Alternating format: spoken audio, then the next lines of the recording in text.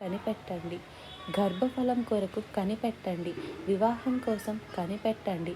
లేదండి చాలా సంబంధాలు వచ్చి వెళ్ళిపోతున్నాయండి. ఇంకా అమ్మాయికి పెళ్ళి అవ్వదు అని నేనే ఏదో ఒకటి చేసేసానండి.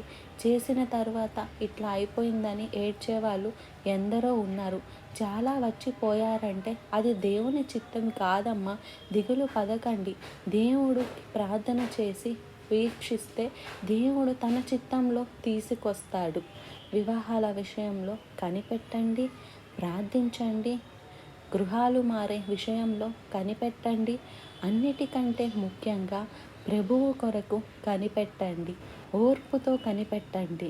యజమానుని దాసురాలి చేతిలో యజమానుని వైపు ఎలా చాచిపెట్టి ఎప్పుడు కనికరిస్తదా అని కనిపెట్టినట్లుగా భూమి ఆకాశములు సృజించిన యెహోవా సన్నిధిలో మనం కనిపెడితే